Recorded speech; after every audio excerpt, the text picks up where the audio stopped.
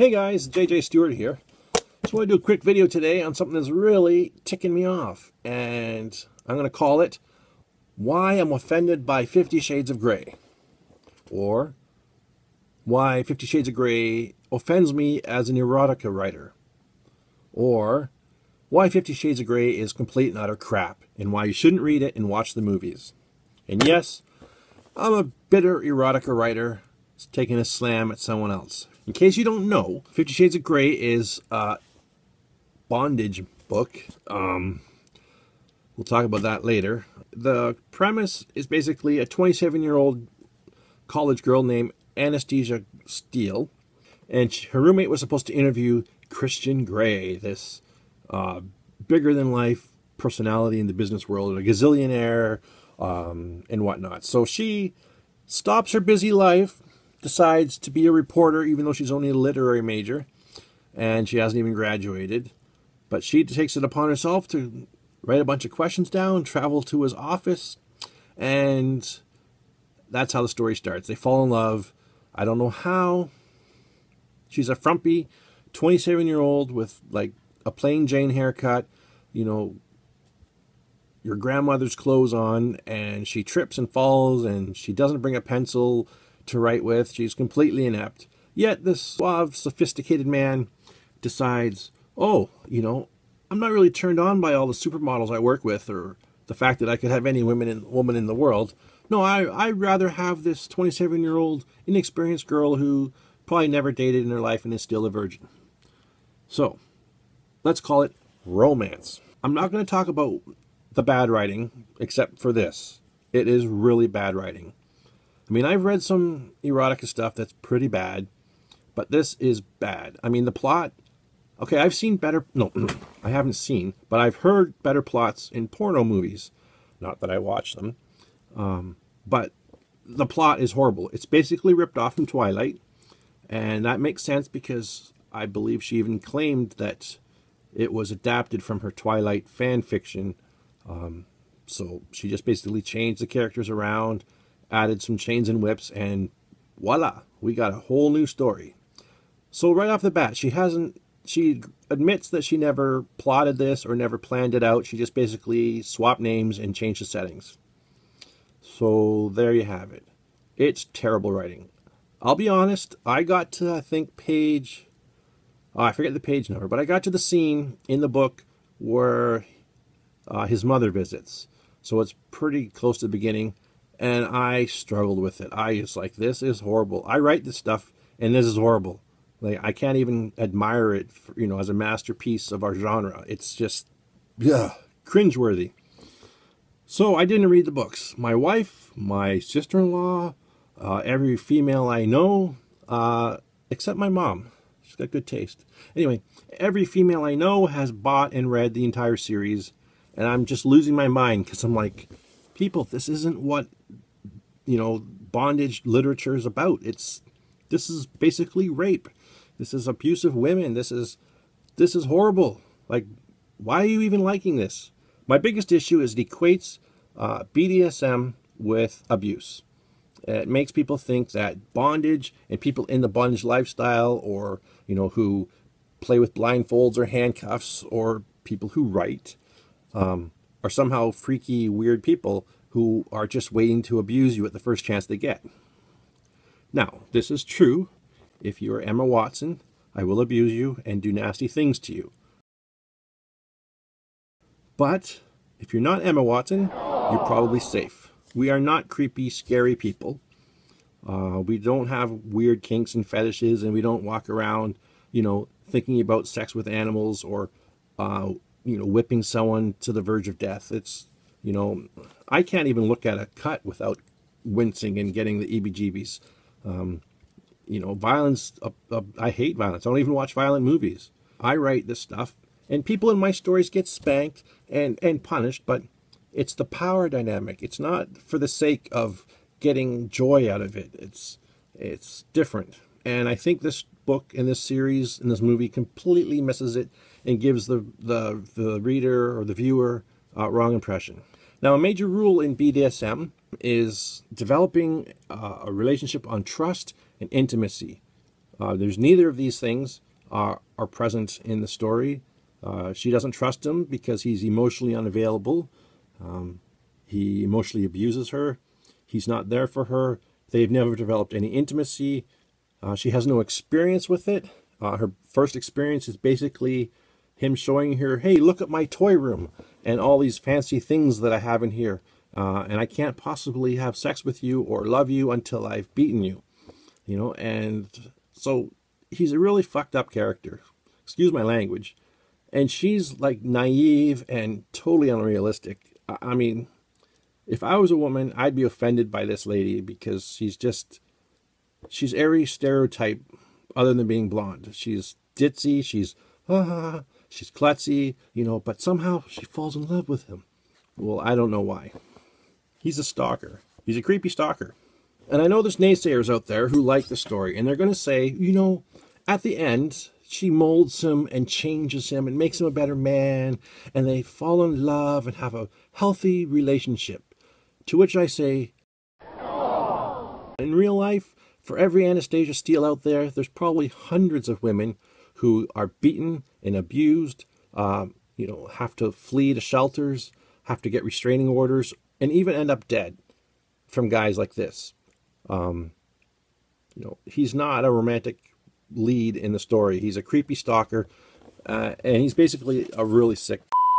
Now I'm going to say something that I believe, and I'll probably also get brownie points from my wife, but I believe that women should be cherished and loved in a relationship. And that goes the same in erotica. You know, sure, you're doing some kinky stuff, you're, you know, maybe blindfolded, maybe there's handcuffs involved, or tying up. There's always that love and respect that I think is essential in any relationship. And if you're writing about sex relationships, you can't really write it honestly without having that sense of trust and intimacy between the characters.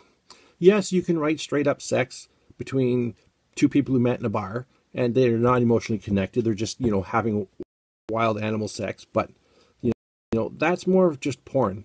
That's not erotica. Erotica deals with the feelings and the depth behind the characters, their feelings, how they trust each other, how they stretch their limits, how they learn new things.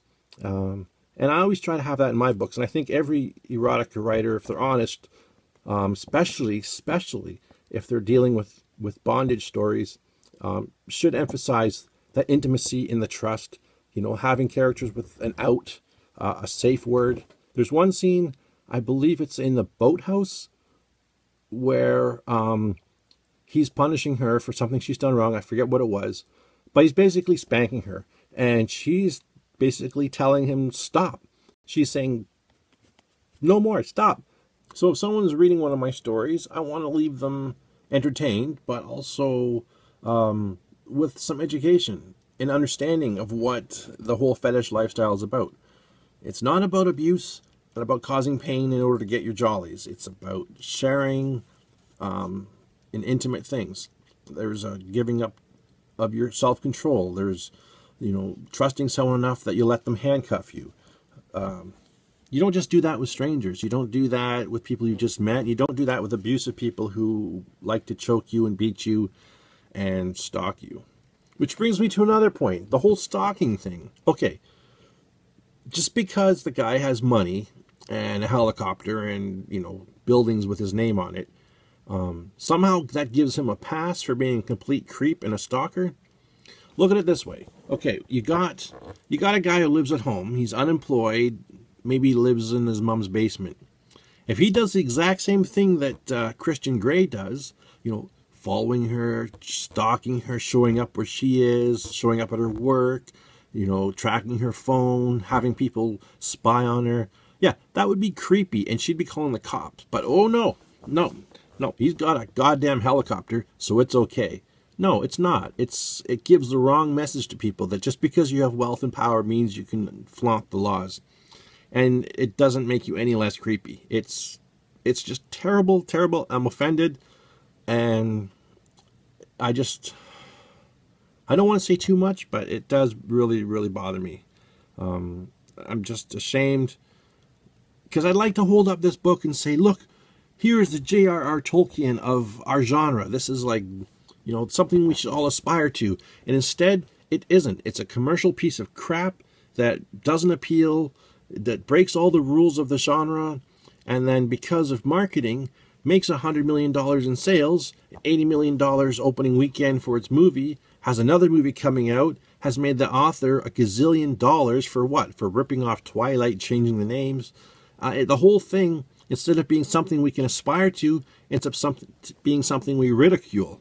And I'm ashamed of. And, you know, just because I've seen so many people reading it, I know so many more people who cringe at it, who couldn't finish it, who thinks it's horrible. And to those people, I'm like, yes, thank you.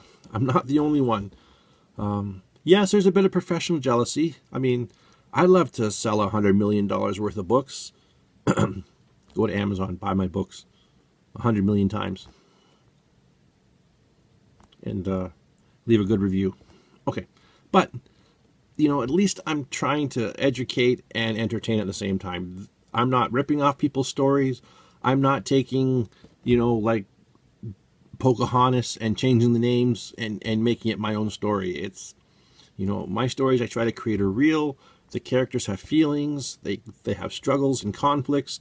You know, they grow, they learn.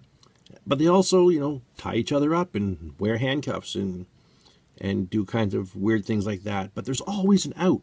There's always that sense of control that the submissive has. There's that trust, there's intimacy, there's respect. You know, none of my characters just simply, you know, hurt or damage another person just to get their jollies. It's always mutual, it's always discussed. And I just find that the 50 Shades stories just don't do that. So yeah, I kind of answered my own question, why is it so popular? Yeah, marketing. I think Random House bought them, and then some movie company got the rights, and of course, the power of marketing. I mean, my marketing is what? Maybe you'll see my book on the list at Amazon, or maybe you'll see this video and you'll buy my book. Do it. But, you know, I don't have commercials. I don't have billboards. So a lot of this hype was built up basically about garbage. You know, there's nothing redeeming. At least Lord of the Rings had something. You know, you can study it. It had themes. It had deeper plots and subplots. It had interesting characters. But what do we have 50 Shades to look up to? Nothing. Nothing but envy and bewilderment. I mean, maybe I'm doing this all wrong. Maybe I should just go around ripping off movies and other franchises and changing the names and doing this too. But I like to think I have some integrity. You know, I'm not some creepy pervert sitting in the basement thinking up evil ways to harm women. You know, I find a general interest in this stuff, and I enjoy writing about it. It's not the only thing I write about. I do write science fiction and some fantasy, but I don't have anything published yet. But for now, you know, I don't know. Do I make sense? Please tell me I do. I'm not just some crazy guy ranting about, you know, out of jealousy. You know, I'm not some religious, you know, Puritan, because to each their own, but it's just... Okay, I'm treading water here. I think I've said everything I need to say. If I haven't said it already, I'll say it again. Stories, even erotic stories, should always have intimacy and at least respect. You know, there's boundaries, there's safe words, there's all that, you know. Unless you want straight up porn, which in that case you'll probably be watching it on the internet rather than reading about it. You know, I don't like to write straight up porn because it's boring.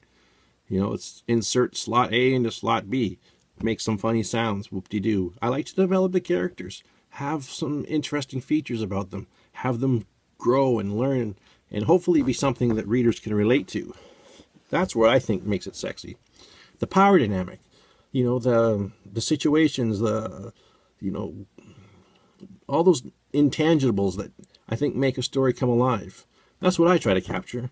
But what do I know? I don't have $100 million worth of sales, so that's all I have to say about that. Go watch it if you want. You know, enjoy it, laugh at it, whatever. But I just want to let you know, 50 Shades of Grey offends me as a writer and as a publisher of erotica. Okay, That's all I have to say. Didn't think I'd ever do a rant video, but I just had to get it off my chest. And if you liked it, please subscribe. I do have actual videos about publishing and about writing. I just had to get this out of the way. And now, I feel better. All right, great day. Take care. Subscribe, thumbs up, leave a comment. Buy my books. Watch my videos. And be good to each other. All right? Have a good day. Bye.